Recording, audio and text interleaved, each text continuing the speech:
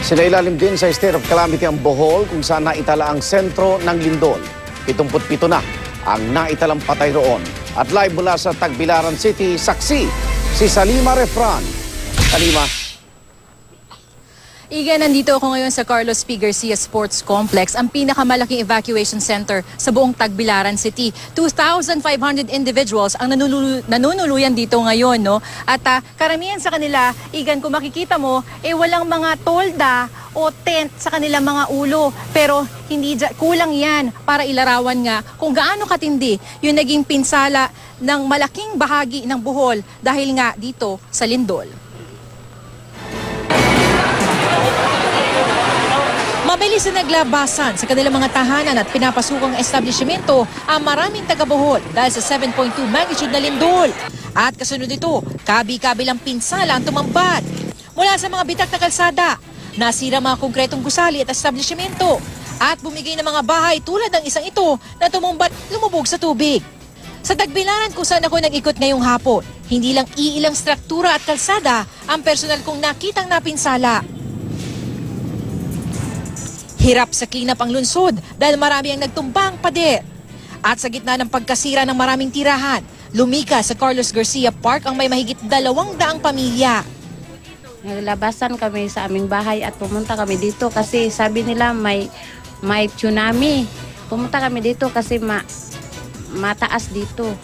Ilan sa mga nakausap ko, dasal daw ang kakapitan, lalo sa mga susunod na araw kung kailan inaasang sa parke lang sila magpapalipas ng gabi gamit ang mga dalang panig at kumot.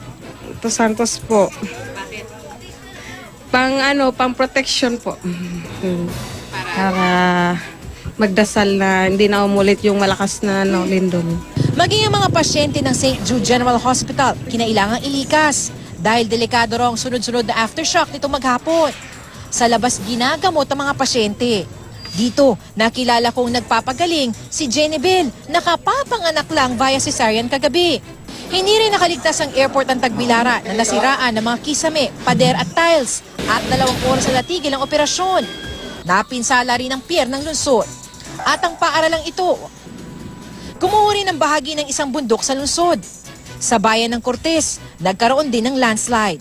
Ito yung national highway dito nga sa Barangay La Paz, sa bayan ng Cortez. Ito yung daan papunta doon sa bayan ng Loon. Sarado ito ngayon sa lahat ng klase ng bihikulo dahil nga sa sobrang lakas ng lindol kaninang umaga, gumuho itong bahagi ng bundok. Malalaking tipak ng bato at lupa ang nakaharang ngayon sa kalsada. Kaya yung ilang mga residente napipilitan ng maglakad papunta doon sa kabilang bayan. Pero sabi din nila sa atin, hindi din daw tayo makakatawid papunta nga ng bayan ng Loon dahil nasira rin daw ang Abatan Bridge ng lindol.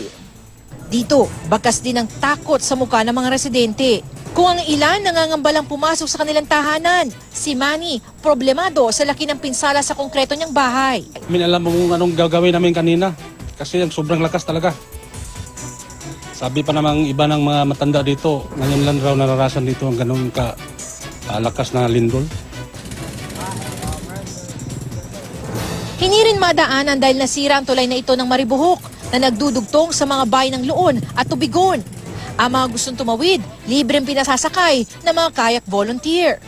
Sa bayan ng Albuquerque naman, 2 batang magpinsan ang patay matapos madaganan ng bumagsak na pader. Hindi bababa sa 77 patay sa buong Bohol ayon sa lokal na pamahalaan. Matindi rin ang pinsala sa bayan ng Carmen kung saan naitala ang mismong epicenter o sentro ng lindol. Ang lalim ng source ng pagyanig na 30 kilometers, halos 4 na beses ng taas ng Mount Everest. Nagdulot ito ng hanggang intensity 7 na lakas ng pagyanig sa Bohol at Cebu. Naramdaman din ang yanig sa iba pang probinsya sa Visayas, pati sa Luzon at Mindanao. Ayon sa PVOX, muling paggalaw ng East Bohol Fault ang dahilan ng lindol.